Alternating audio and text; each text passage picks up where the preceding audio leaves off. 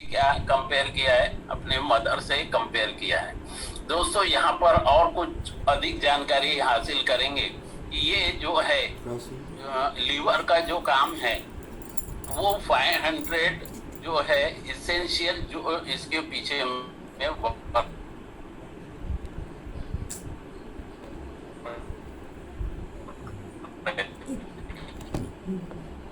जैसे कुछ वर्क हम किए उसमें भी ज्यादा वर्क ये महत्वपूर्ण इसके जो काम है वो ग्लूकोज को स्टोर करता है। ग्लूकोज को स्टोर करता है इसका मतलब क्या हो गया कि हमको एनर्जी प्रदान कर रहा है। उसी प्रकार से हमारे ब्लड को भी क्लीन करता है। ब्लड को क्लीन करता है इसका मतलब जो उसमें वेस्टेज है, मैंने इसके पहले भी बताया था, जो वाटर सॉल्युबल वेस्ट है और कुछ ये सारे चीजें जो वाटर सॉल्युबल वेस्ट भी हमारे ब्लड के साथ में मूव करते हैं। तो ये इसका काम जो लीवर का रहता है उसको भी क्लीन करने का रहता है। उसी प्रकार से जो हमारे शरीर में डाइजेशन के रूप में बहुत ही इंपॉर्टेंट रोल अदा करते हैं बाइल्स, उसको भी ये प्रोड्यूस करता है। उसी प्रकार से हमारा जो लीवर है वो डिटॉक्सिफिकेशन के काम में भी ये मदद करता है। प्रोटीन सिंथेसिस करता है, प्रोडक्शन जो केमिकल्स है, जो डाइजेस्टिव फूड के जो केमिकल्स है, जैसे मैंने पहले बताया था कि स्टोमक के अंदर में एक अपना हाइड्रोक्लोरिक एसिड होता है। ओके, जैसे ही हम भोजन करते हैं या कोई भी फूड इंग्रेडिएंट्स लेते हैं तो वो इसमें जाने के बाद लीवर में जाकर के वो फिल्टर होता है। उसी प्रकार से इसका जो है हमारा जो केमिकल लेवल्स रहता है ब्लड के अंदर उसको भी ये रेगुलेट करता है। हमारा जो लार्ज इंटेस्टाइन और स्मॉल इंटेस्टाइन है वहां से पास होते हुए ये लीवर के माध्यम से उसके जो इम्पोर्टेंट न्यूट्रिएंट्स है उसको पूरे शरीर में ब्लड के थ्रू पहुंचाने का एक महत्वपूर्ण कार्य भी इसके द्वारा होता है। उसी प्रकार से ये जो हमारे न्यूट्रिएंट्स और जो मेडिसिन जैसे फीवर वगैरह आने पे, बाकी भी प्रॉब्लम्स आने पे मेडिसिन लेते हैं, उसकी में जो हम उसके प्रकार से जब डाइट खाते हैं तो वो भी स्टोर करके उसमें से जो इम्पोर्टेंट चीजें वही ब्लड में मिक्स करके ये हमारे सेल्स को और अदर ऑर्गन्स को ये पहुंचाता है। ये भी इसका एक महत्वपूर्ण कार्य है। नेक्स्ट, तो इसमें दोस्तों क्या हो रहा है कि यहाँ पर जो इसके और इम्पोर्टेंट फंक्शन, यहाँ पर ध्यान से देखिएगा जो लीवर कहाँ पर दिया हुआ है। मैंने जैसे ही बताया था ना आपको, ये लंग्स के बाद में जो डायफ्राम रहता है उसके बाद में ये रहता है, यानी लार्ज और स्मॉल इंटेस्टाइन के जस्ट ऊपर में। तो आधा ये रिब्स के अंदर रहता है, आधा थोड़ा सा बाहर रहता है। अब इसमें क्या करता है कि ये रेगुलेट कर रहा है हमारे ब्लड को, और उसी प्रकार से ये क्या कर रहा है, प्रोडक्शन कर रहा है कि इसका प्रोटीन, जो हमारे कुछ प्रोटीन्स जो रहते हैं जो ब्लड प्लाज्मा में मिलता है उसका भी ये प्रोडक्शन करता है। उसी प्रकार से ये ब्लड को क्लियर करता है कहाँ से, ड्रग से, और जो पॉइजनस सब्सटेंसेस रहते हैं यानी टॉक्सिन्स जो रहते हैं हमारे शरीर में, जो अनवांटेड चीजें रहती है उसको भी ये वॉश आउट करता है। इसमें एक बहुत महत्वपूर्ण जो और बात रहती है कि जो हमारा हीमोग्लोबिन का प्रोसेस रहता है, क्योंकि उसमें आयरन कंटेंट रहता है। आयरन कंटेंट होने के कारण ही हीमोग्लोबिन का लेवल जो है वो बरकरार रहता है।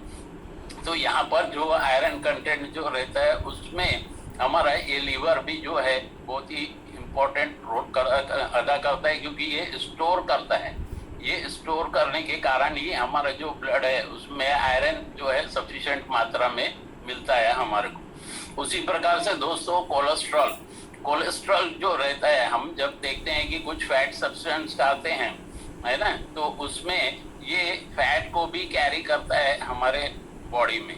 अब देखिए कितने महत्वपूर्ण कार्य इसके हो रहे हैं। उसी प्रकार से जो अमीनो एसिड्स हमारे ब्लड में रहता है उसके लेवल को भी ये मेंटेन करता है, और वो जो है बिल्डिंग ब्लॉक जो रहता है हमारा प्रोटीन, उसको भी मेंटेन करने में यह सक्रिय भूमिका निभाता है। उसी प्रकार से और जो एक महत्वपूर्ण जो बात हम यहाँ कहना चाहेंगे वो है हमारा immune system. Immune factor, immunity जिसकी अच्छी होती है वो 95% कई रोगों से निजात पा सकता है। तो इसमें जो इन्फेक्शन के जो वायरस जो हमारा अमोनिया रहता है, जो यूरिया के फॉर्म में हमारे स्टोर रहता है हमारे शरीर में, वो हमारे यूरिनेशन के द्वारा एक्सक्रीट हो जाता है। ओके, उसी प्रकार से हम यह भी देखते हैं कि ये हमारा जो बाइलोबिन जो रहता है उसको भी ये क्लीन करके हमारे रेड ब्लड सेल को ज्यादा यानी प्योर रखने में इसकी सक्रिय भूमिका रहती है। उसी प्रकार से जो एक्सेस ग्लूकोज रहता है जो ग्लाइकोजन में कन्वर्ट करके स्टोर करके रखता है, जब भी हमको हमारे शरीर को जब एनर्जी की जरूरत पड़ती है उस समय ये ग्लाइकोजन को ग्लूकोज में कन्वर्ट करके एनर्जी हमको प्रदान करता है। नेक्स्ट सो इस प्रकार से जो देखिए कि आप कितना इम्पोर्टेंट रोल अदा कर रहे हैं। अगर मान लीजिए आपका लीवर अगर फेल हो जाता है तो लीवर फेल होने से हमको सबसे पहले जो हमारा लाइफ थ्रेटनिंग रहता है, यानी कि हमारा सर्वाइवल मेंट नहीं रहता। उसी प्रकार से जब ये एक्यूट होता है, एक्यूट यानी मामूली होता है, उस समय हम क्या देखते हैं दोस्तों कि यहाँ पर इसका वर्किंग अगर कुछ दिन तक, जैसे कुछ दिन या हफ्ते में अगर इसका अगर कुछ प्रॉब्लम रहा लीवर का, तो इसमें एक कैपेसिटी क्या होती है कि ये रीजनरेट होता है, तो इसमें प्रॉब्लम आना बहुत ही रेयर होता है। तो जो हम जानते हैं, कुछ पीपल्स ऐसे नहीं जानते, कुछ लोग ये नहीं जानते कि जो हमारा लीवर का डिसीजेस होता है, प्रॉब्लम्स आता है, और उसमें ये लीवर क्या होता है कि रीजनरेट होने से कई प्रॉब्लम्स हमारे से शॉर्ट आउट हो जाते हैं। लीवर फेल्यूर जब होता है, कब, जब हम इस चीजों के जो वर्क रहते हैं वो रेगुलर अगर पास आउट होते रहे या रेगुलर बीमारियां अगर होते रही तो डेफिनेटली जो है हमारे शरीर में प्रॉब्लम्स आना शुरू हो जाएंगे। क्रॉनिक का मतलब क्या होता है कि जो लंबे समय तक अगर ये चलता रहे, अगर लंबे समय तक ये रहा तो हमारे लीवर को ये डैमेज करता है। दोस्तों मैंने पहले ही बताया था कि लीवर अगर डैमेज हो गया तो क्या होगा कि आपका सर्वाइवल बिल्कुल नहीं होगा और आप डेथ को कॉज हो जाएंगे। तो क्रॉनिक जो रहता है ना दोस्तों, कि इसमें क्रॉनिक जो डिसीजेस रहती है वो लॉन्ग टर्म डिसीज रहती है।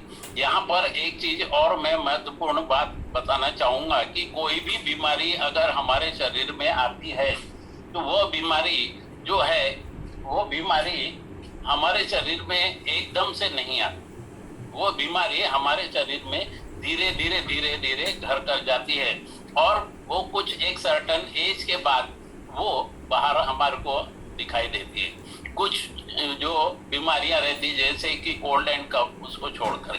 अब यहाँ पर देखेंगे कि अगर हमारा लीवर अगर फेल हो रहा है तो उसके क्या हमारे पास में सिम्टम्स है।